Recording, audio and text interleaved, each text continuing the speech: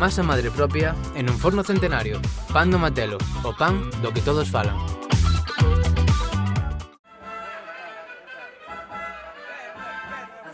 A chuvia, como adoita ocorrer por esta data, acompañou no día de San Lucas o 18 de outubro.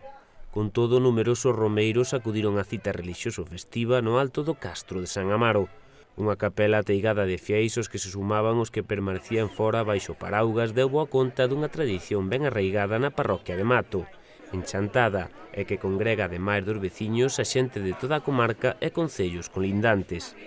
O Sanlúcar dis que protexe contra os males da gorxa, oído e nariz, e achegar a súa imaxe a estas partes do corpo forma parte do ritual relixioso. San Lucas é patrono dos médicos, pero parece que hai unha especialidade, patrono dos otorrinolaringólogos. Entón, desde hai moitos anos, pois acudes a él para que podamos oír, para que podamos falar. Pero tamén como creyentes, escoitar a palabra de Dios e tamén comunicala aos demais. Entón, pois, despois da misa, acostumbras a pasar a imagen. E isto é un símbolo, é un signo pois, de cariño e de petición de pedirlle ao Señor que se faga a súa vontade e que nos conceda a todos o mellor. A celebración do Sanlúcar neste castro é antiga, pero contan que antes da veneración deste santo que onte nos reuniu foi outro o protagonista. Isto leva tempo, pero temos datos polo menos desde o siglo XVII. E é unha cousa curiosa que aquí celebrouse San Mauro, San Amaro, Castro de San Amaro. E ven o nome de San Mauro que está aí, que era un fraile beneditino, e recibe o nome o Castro de San Mauro, Castro de San Amaro.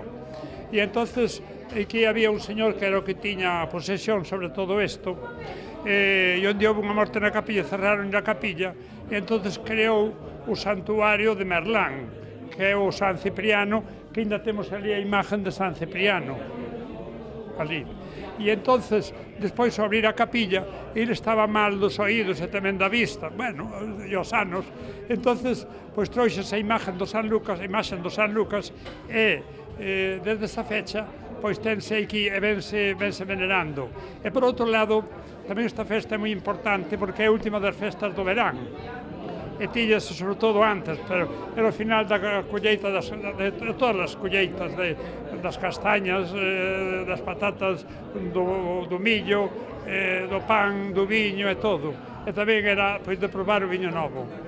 Está conectada directamente pois, cos traballos e coa natureza da zona, non? Con todo, está todo connotado con todo. Bueno, como estamos todos? Porque as festas todas prácticamente non son máis que elevar a naturaleza o que nos dice, porque Dios está na naturaleza. Fora do templo, os fregueses agardaron unha procesión que non se celebrou por mor das chuvias. Unha festa relixiosa cun alto grau de reunión social e familiar, sobre todo para os que viven ou tiveron que facer vida fora da parroquia, que ven con saudade os vellos tempos da xuntanza. É o patrón da parroquia, que é importante. E despois, ademais, a ser unha grande romerías da Bisbarra de Chantada, bueno, da Bisbarra de Lemos, Chantada, Taboada, Carballedo, igual que Alfaro, pois xuntase moita xente. Esta era unha romería, máis que a festa así de troula, romería. A xente viña a comer, se cae a domingo como hoxe, ven moita xente, pero se cae a día solto non ven. Como era antiguamente? Porque, bueno, agora a xente opta por ir a comer o pulpo, pero entendo que antes pues, a xente traía a súa propia comida. Sí, o que se decía antes, é unha romería. Supoño que porque a xente non tiña medios de vir marchar a Ixiña, pois viña cos seus vituallas para poder aquí fornecerse. Cree que debería recuperarse un pouco máis? Sí, eu son dos críticos desta festa, sempre digo que debe ser unha romería auténtica, deixar a verbena que pola noite casi non ven xente, pero bueno, este é algo crítico que vou ser moi criticado por eso. Pero bueno, gústame vir xente tamén, e aproveito pois para toparme cos veciños, cos amigos, cos coñecidos, porque o resto do ano pois, xente está fora, non se ve, e bueno, supoño que como eu, pois moita máis xente.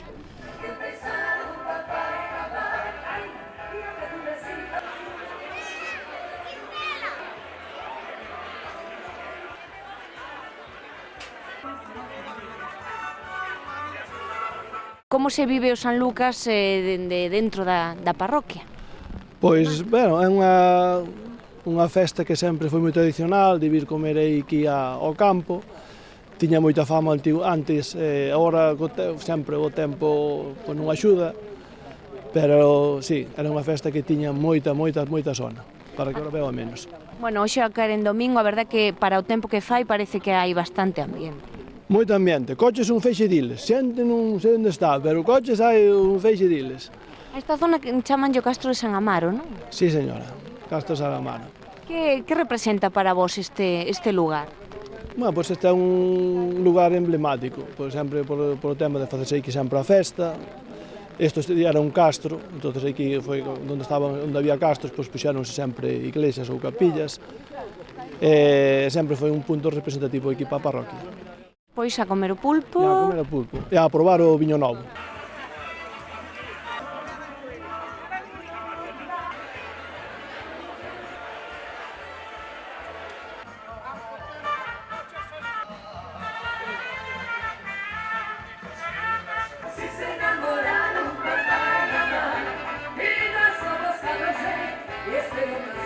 Gracias a vos e aproveito esta ocasión para desexarlle o mellor a todos os oyentes para que oigan ben e falen ben.